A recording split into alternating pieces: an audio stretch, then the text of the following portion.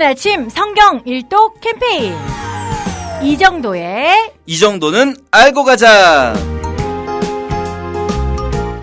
자, 오늘 여러분 읽으실 본문 열왕기상 10장부터 14장까지입니다. 열왕기상 계속 읽고 있는데요. 솔로몬 이야기입니다. 열왕기상 전체를 보면요. 네. 열왕기상은 22장까지 있거든요. 네. 지금 이제 오늘 읽는 부분이 어느 부분이냐 생각해 보면 열왕기상은 전체적으로 크게 두 왕을 주목하고 있다고 말씀드렸어요. 앞부분에서 솔로몬 이야기로 시작해서 네. 뒷부분에서 아합 이야기로 끝나는 네. 거죠. 솔로몬이 11장까지 있고요. 그리고 16장 후반부부터 아합이 나와서 22장까지. 네. 아합이 죽으면서 끝납니다. 그러니까 오늘 읽으실 10장부터 이 14장까지는요. 먼저 10장, 11장은 솔로몬의 마지막 부분이고요. 네. 그리고 나서는 아합 나오기 전까지의 약간 그 중간 단계인데 그 중에서도 12, 13, 14장 요 세 장은 르호보암과 여로보암의 이야기예요. 네. 그러니까 10장, 11장 솔로몬 그리고 12, 13, 14장 르호보암, 여로보암 솔로몬의 아들 르호보암과 그리고 솔로몬의 장군이었다가 나중에 북쪽의 나라를 세우는 여로보암의 이야기죠. 네. 이렇게 오늘 읽고 내일 읽을 부분 이제 15장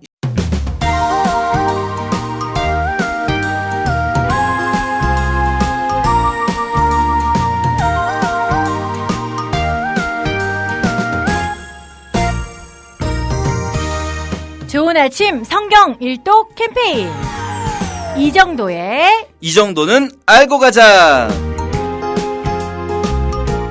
자, 오늘 여러분 읽으실 본문 열왕기상 10장부터 14장까지입니다.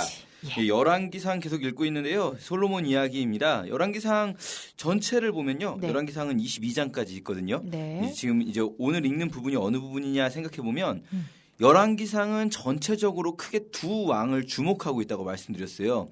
앞부분에서 솔로몬 이야기로 시작해서 네. 뒷부분에서 아합 이야기로 끝나는 네. 거죠. 솔로몬이 11장까지 있고요. 그리고 16장 후반부부터 아합이 나와서 22장까지. 네. 아합이 죽으면서 끝납니다. 그러니까 오늘 읽으실 10장부터 이 14장까지는요. 먼저 10장, 11장은 솔로몬의 마지막 부분이고요. 네. 그리고 나서는 아합 나오기 전까지의 약간 그 중간 단계인데 그 중에서도 12, 13, 14장 요 세 장은 르호보암과 여로보암의 이야기예요. 네. 그러니까 10장, 11장 솔로몬 그리고 12, 13, 14장 르호보암, 여로보암 솔로몬의 아들 르호보암과 그리고 솔로몬의 장군이었다가 나중에 북쪽의 나라를 세우는 여로보암의 이야기죠. 네. 이렇게 오늘 읽고 내일 읽을 부분 이제 15장, 16장 부분이 여러 왕들이 그냥 훅 지나갔다가 바로 아합으로 들어가는 겁니다. 네. 예.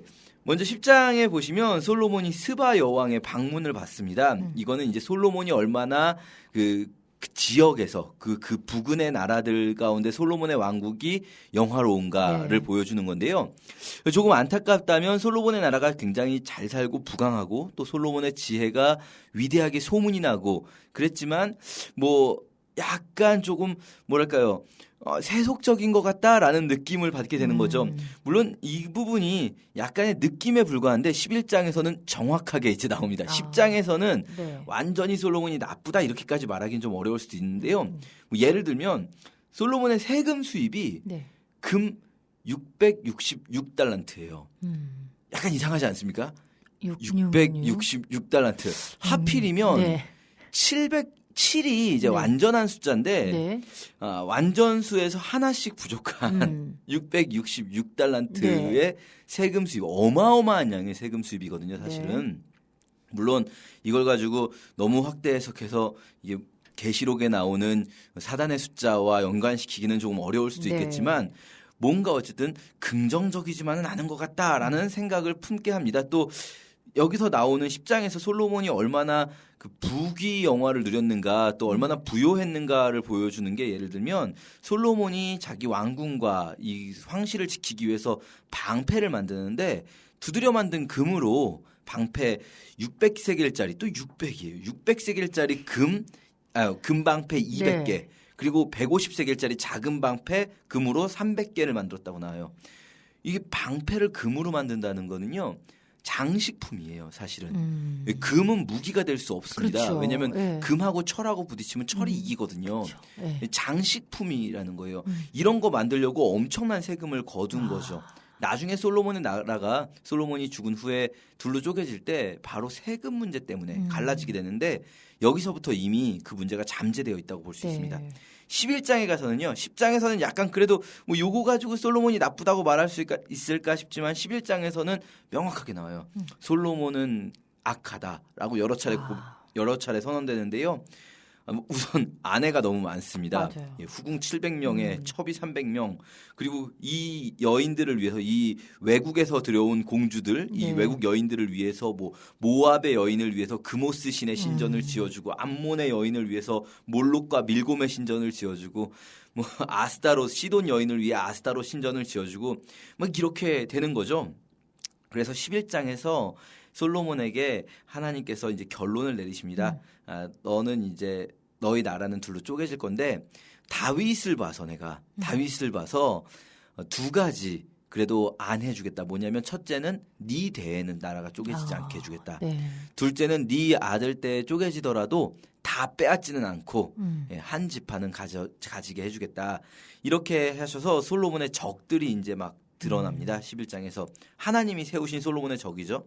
에돔 사람 하닷이라는 사람. 이 사람은 어렸을 때 요압이 에돔을 멸망시킬 때 네. 애굽으로 도망갔었다가 애굽에서 파라오의 그 동서가 돼요. 네. 파라오의 예. 처제의 남편이 되는 거죠. 그래가지고 이제 에돔으로 돌아와서 솔로몬의 적이 되고요. 네. 또 아람 사람 르손이라는 아람의 왕이 또 솔로몬의 적으로 등장하고 마지막으로 제일 큰 중요한 솔로몬의 대적은 솔로몬의 그 휘하의 장군이었던 에브라임 지파의 여로보암. 여로보암. 그렇죠. 네. 이 사람이 하나님께서 아히야 선지자를 보내셔서 아히야라는 선지자가 이 사람에게 나라를 이제 네가 10지파를 가지게 될 거다. 이렇게 예언을 주시고요. 네. 이 예언이 소문이 나서 솔로몬이 이 사람을 추격해서 이 사람을 애굽으로 도망가게 됩니다. 네. 나중에 솔로몬이 죽고 나서 애굽에서 돌아오게 되는 거죠. 그래서 12장으로 넘어가면 이제 솔로몬이 죽거든요. 12장 시작하면서 솔로몬이 죽으니까 이스라엘 사람들이 애굽에 있던 여로보암을 데리고 와요. 네. 그래서 이 여로보암이 이스라엘 이 장로들을 대표해서 르호보암을 만나게 되는 거죠. 여기서 하는 말 다 아시겠지만 세금과 이 고된 노역을 줄여주십시오. 라고 요청했는데 르호보암이 3일 후에 보자 해놓고 나이 든 신하들에게 물어보니까 너무 심했습니다. 그동안 좀 낮춰줍시다. 젊은 사람들한테 물어보니까 젊은 사람들이 되게 기분 좋게 이야기를 하죠. 내 새끼손가락이 내 아버지의 허리보다 굵다라고 말해주세요. 뭐 이렇게. 내 아버지는 너희를 채찍으로 다스렸지만 나는 너희를 전갈로 다스리겠다. 내가 솔로몬보다 더 위대한 왕이다. 위대해야 되는데 그렇게 사람을 괴롭혀야 되는 건지는 잘 모르겠는데 그렇게 말을 하십시오. 네. 이 얘기를 듣습니다. 그랬다가 결국 나라가 둘로 갈라지게 되죠. 북쪽에는 이스라엘의 10개 지파. 그러니까 원래 나라 이름이 이스라엘이었는데 네. 대부분의 지파들이 북쪽에 붙었기 때문에 여로보암을 왕으로 해서 이스라엘 그리고 남쪽에는 유다 지파 그리고 베냐민 지파가 같이 있어요. 유다와 베냐민이 예. 남유다를 이루게 돼요. 왜 베냐민이 같이 있냐면 유다 지파 입장에서는 베냐민 지파가 만약에 사라지잖아요. 네. 그러면 예루살렘 바로 북쪽 성벽이 베냐민 지파와의 경계선을 이루게 돼요. 네. 그러면은 우리로 따지자면 서울 바로 코 밑이라고 해야 될까요? 바로 위에 네. 휴전선이 있는 거죠. 그러면 굉장히 위험하잖아요. 네. 그러니까 베냐민 지파는 유다 입장에서 빼앗길 수 없는 완충지대인 거죠. 네. 그래서 유다와 베냐민이 남쪽에 나라를 이루게 됩니다. 이렇게 나라가 둘로 갈라지게 되는 가슴 아픈 일이 이제 12장, 13장에 나오게 되는 거죠. 이제는 12장에서 여로보암이 행하는 가장 큰 잘못이 등장합니다. 그게 뭐냐면요. 금송아지를 만드는 거예요. 예. 여로보암 입장에서는 그럴 수밖에 없었던 이유가 있어요. 사실은.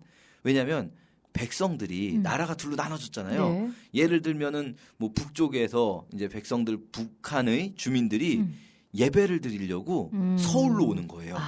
이 곤란하잖아요. 나라가 갈라졌으니까. 그렇죠. 예.